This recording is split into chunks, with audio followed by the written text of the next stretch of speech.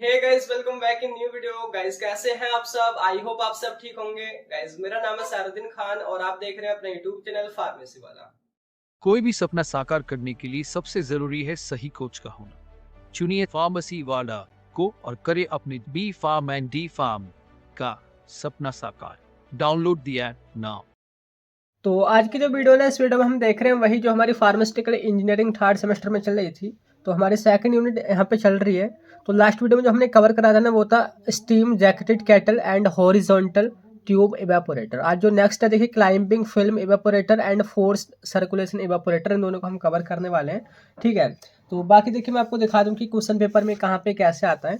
तो यहाँ पे देखोगे आप एक बार, elaborate the factor influencing evaporation and write the principal construction working advantage of forced circulation evaporator। है ना, ये वाला फोर्स्ड सर्कुलेशन वाला यहाँ पे पूछा गया है। और इसके अलावा आप आगे देखोगे कि यहाँ पे है classify evaporators and what are the factor influencing evaporation. तो पूरे एवापोरेटर यहाँ पे एक तरफ से आप क्लासिफाई करके बताओगे। यहाँ पे दूसरा पूछा है जो कि नेक्स्ट वीडियो में हम कवर करेंगे, ट्रिपल इफेक्ट एवापोरेटर। तो इस तरीके से यहाँ पे क्वेश्चन पूछा गया है। तो बात करते हैं कि क्या है। देखिए, क्लाइंबिंग फिल्म एवापोरेटर है ना, सबसे पहले ये है हमारा। तो जैसे कि हमारा क्लाइंबिंग, क्लाइंबिंग का मतलब होता है चढ़ना, है ना, ऊपर चढ़ना। लाइक जैसे हम पेड़ पे चढ़ते हैं ऊपर, तो उसको हम क्लाइंबिंग बोलते हैं। दूसरा फिल्म, यहाँ पे फिल्म का जो मतलब है ना, वो होता है लाइक जो बबल्स होते हैं। बबल आपने देखा होगा ना, जो जो जैसे पानी के और एयर के जो बनते हैं बबल्स, गोल गोल जो हवा में उड़ते हैं। तो यहाँ पे क्या होगा इस एवापोरेटर के अंदर, कि वही जो बबल्स है ना वो ऊपर को चढ़ेंगे, तो उसी के बेस पे उसका नाम है क्लाइंबिंग फिल्म एवापोरेटर। तो सिंपली इसका देखिए यहाँ पे मतलब कि क्या है प्रिंसिपल कंस्ट्रक्शन वगैरह। तो इसमें देखिए वर्टिकल ट्यूब होती हैं। वर्टिकल कहने का क्या मतलब हुआ, देखिए हम जो दिशाएं होती हैं उनको दो नेम देते हैं। जैसे कि ऊपर और जो नीचे होता है ना, उसको हम बोलते हैं वर्टिकल। और जो ऐसे होता है दाएं बाएं, जैसे लेटर जो रहता है इस तरीके से, तो उसको हम बोलते हैं यहाँ पे हॉरिजॉन्टल। है ना, हॉरिजॉन्टल। तो जो लास्ट वीडियो में जो हमने कवर करा था ना, वो यहाँ पे जो कवर करा था कि हॉरिजॉन्टल ट्यूब एवापोरेटर। तो इसके अंदर जो ट्यूब जो होती थी वो ऐसे ही हॉरिजॉन्टल, वो इस तरीके से अरेंज थी, इस तरीके से। लेकिन आज का जो हमारा इवेपोरेटर है, जैसे कि यहाँ पे नेम में आ रहा है कि इसको हम वर्टिकल ट्यूब इवेपोरेटर भी बोलते हैं। तो इसके अंदर जो ट्यूब होंगी ना, वो वर्टिकली होंगी, वर्टिकली अरेंज होंगे। लाइक ऐसे ऊपर नीचे कुछ इस तरीके से अरेंज होंगी। मतलब कि इस तरीके से ये हमारी यहाँ पे इस तरीके से ट्यूब यहाँ पे अरेंज होंगी, किसके अंदर, हमारे इवेपोरेटर के अंदर। लेकिन पहले जो था वो इस तरीके से हॉरिजॉन्टली अरेंज थी।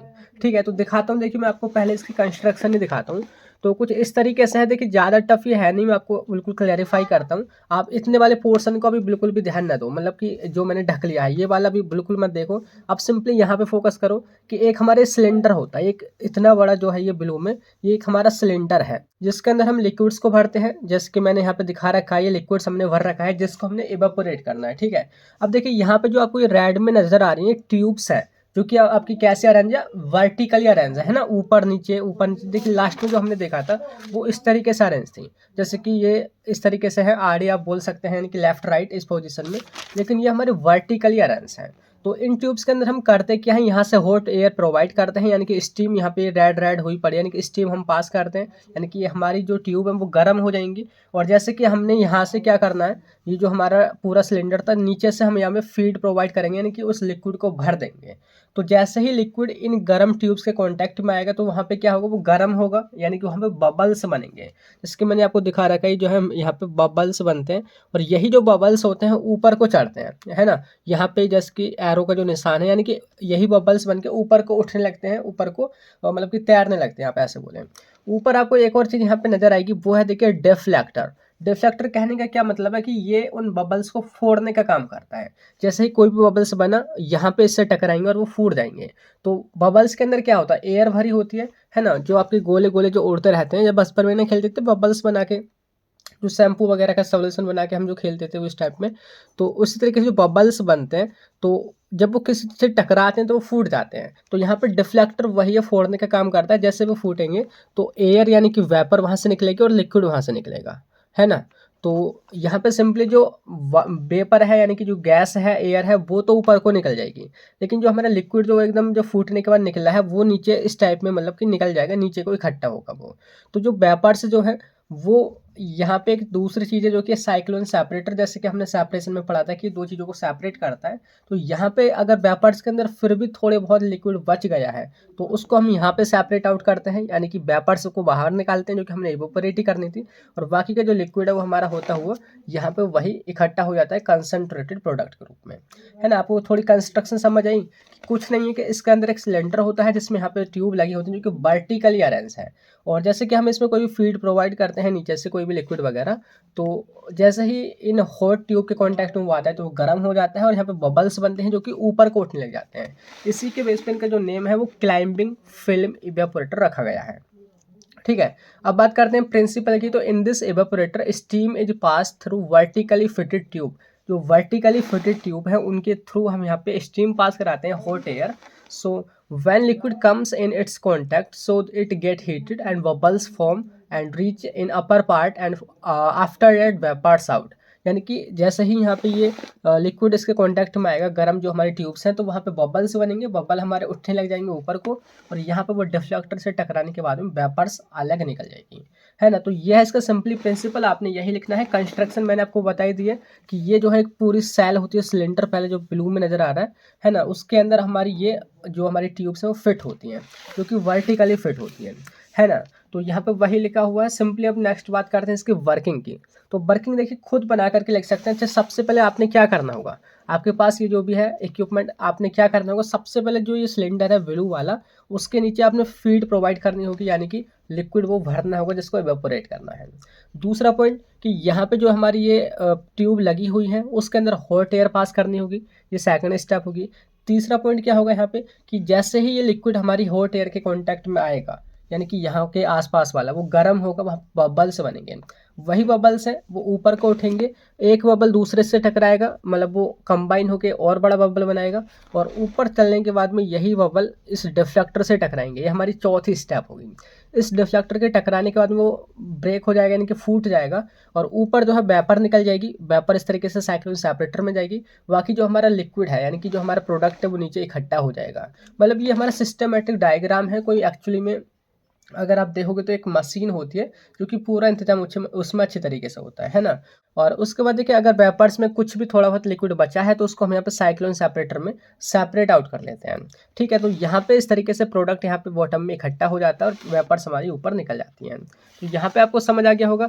वही सारे कुछ यहाँ पे देखिए मैंने दिखा रखा है कि वर्किंग आपको नज़र ही आ गई कि सारे कुछ कैसे पॉइंट्स लिखने हैं, जो मैंने बताया था वही सारे कुछ लिखे हुए हैं, है ना।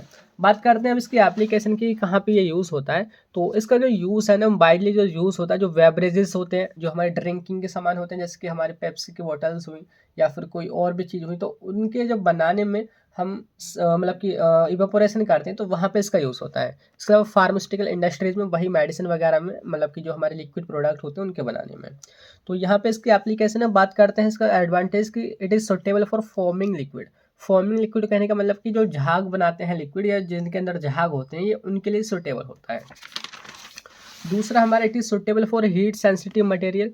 हीट सेंसिटिव मटेरियल के लिए क्यों सेंसिटिव होता है कि आप देखोगे यहाँ पे कि जो भी हमारा जो लिक्विड होता है वो यहाँ पे जैसे ही कॉन्टैक्ट में आता है वो बबल्स के रूप में ऊपर उठने लग जाता है, यानी कि वो एक जगह ही नहीं रुका रहता। तो हीट सेंसिटिव को हम यहाँ पे कुछ हद तक मतलब कि कर सकते हैं इवेपोरेट। एंड नेक्स्ट है देखिए वो है easier to clean the tube. जो ट्यूब्स जो होती हैं आप उनको ईजिली क्लीन भी कर सकते हैं, है ना। एंड लास्ट में डिसएडवांटेज देखते हैं कि सबसे पहले तो बहुत हैवी होता है, काफ़ी स्पेस इसके लिए रिक्वायर्ड होता है, यानी कि जगह काफ़ी ज़्यादा घेरता है। एंड एक्सपेंसिव होता है। And not suitable for highly viscous liquid. जो विस्कस लिक्विड होते हैं, हाईली विस्कस कहने के लिए जो गाढ़े होते हैं, यानी कि वो जो है अगर हम उसको भर देंगे ना वो तो इन्हीं से चिपक के रह जाएंगी, जो हमारी जो ट्यूब्स हैं उन्हीं से चिपक के रह जाएंगे। तो यहाँ पे हाईली विस्कस जो हमारे लिक्विड है उनको हम यहाँ पे इवेपोरेट नहीं कर सकते। तो यहाँ पे जो हमारा पहला वाला था, यानी कि आप देखोगे क्लाइंबिंग फिल्म इवेपोरेटर, वो हमने कवर कर लिया है, जिसमें वर्टिकली जो हमारी ट्यूब्स होती हैं वो अरेंज होती हैं। नेक्स्ट देखिए वो है फोर्स्ड सर्कुलेशन इवेपोरेटर। नेम मारा देखिए यहाँ पे आप देखिए, देखो फोर्स का क्या मतलब होता है, यानी कि हम एक प्रेशर किसी चीज़ पे लगाएंगे तो वहाँ पे सिंपली यही सारा कुछ है जो अभी हमने लास्ट में देखा है ना क्लाइंबिंग वाला, सेम यही है। डायरेक्टली देखिए मैं आपको इमेज दिखाता हूँ, डायग्राम आप देखोगे, देखिए सेम बिल्कुल वही है, हमारी वही सिलेंडर है, यहाँ पे वही ट्यूब्स हैं जो कि वर्टिकली ही अरेंज है। एंड यहाँ पे एक चीज़ एक्स्ट्रा जुड़ी है जो कि यहाँ पे पंप, जैसे कि नेम में आ रहा है, यानी कि फोर्स, यानी कि यहाँ पे एक पंप होगा जो भी हम फीड प्रोवाइड करेंगे ना, यानी कि जो भी हम लिक्विड यहाँ पे प्रोवाइड करेंगे इस सिलेंडर के अंदर, उसको हम एक प्रेशर के साथ भेजेंगे। तो उससे देखिए फ़ायदा क्या होगा कि ये जो प्रोसेस है ना, यानी कि जो यहाँ पे इवेपोरेशन होगा वो फास्ट हो जाएगा, क्योंकि यहाँ पे जो हमारा लिक्विड था पहले वो खुद ऊपर चढ़ के जाता था, है ना, मतलब धीरे धीरे हम फिल कर देते थे, लेकिन यहाँ पे प्रेशर के साथ हो जाएगा। तो ऊपर जो यहाँ पे जो विस्कस लिक्विड है हम उसको भी मतलब कि यहाँ पे इवेपोरेट कर सकते हैं। विस्कस लिक्विड यानी कि जो गाढ़े लिक्विड थे उसके केस में क्या होता था, वो चिपक जाते थे। अगर उनमें हम फोर्स लगाएंगे तो वो एक जगह इकट्ठा ही नहीं होंगे, यानी कि वो आगे को ही बढ़ते रहेंगे।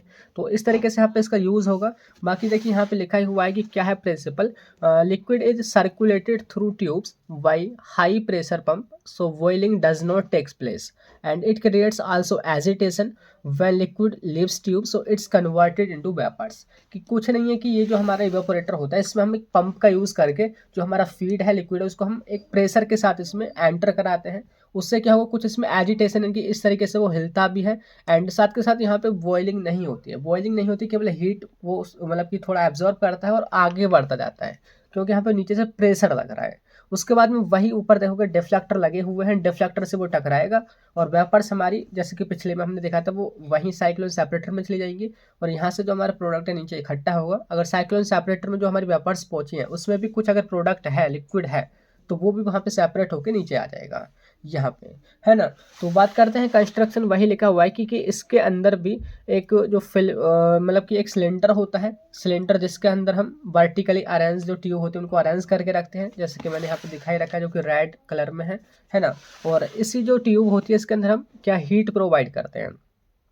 और इसके अंदर जो मेन चीज़ है ना वो है पंप, कि इसके अंदर एक पंप होता है जो कि बॉटम से जो फीड है उसको मतलब कि प्रेशर के साथ वहाँ पे प्रोवाइड करता है। तो देख लिया अपने डायग्राम वगैरह सारे कुछ यही बनाना है। बात करते हैं वर्किंग की।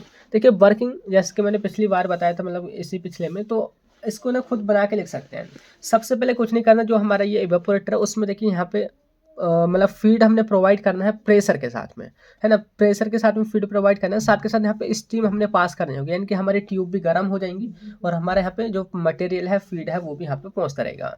तो जैसे ही यही मटेरियल ऊपर यहाँ पे इनके कॉन्टैक्ट में आएगा, जैसे यहाँ पहुँचेगा तो वो हीट को थोड़ा एब्जॉर्ब करेगा, है ना, वो गर्म होगा। जैसे ही वो गर्म होगा तो आगे वो बढ़ता चला जाएगा, आगे और लंबी यहाँ पे ट्यूब है, तो यहाँ तक पहुँचने तक वो क्या होगा, वो इवेपोरेट होने लग जाएगा। बोले तो वही जो बबल्स वगैरह हैं वो यहाँ पे बनने लग जाएंगे और यहाँ पे इन ये जो हमारे डिफ्लेक्टर होते हैं उनसे टकरा करके वही बबल्स फूट जाएंगे और इवेपोरेशन के बाद में मतलब यहाँ से वेपर्स बाहर निकल जाएंगे, प्रोडक्ट हमारा यहाँ पे रुक जाएगा। वही देखिए तीन चार स्टेप है, वही सारा कुछ मैंने यहाँ पे लिख रखा है कि क्या यहाँ पे होने वाला है।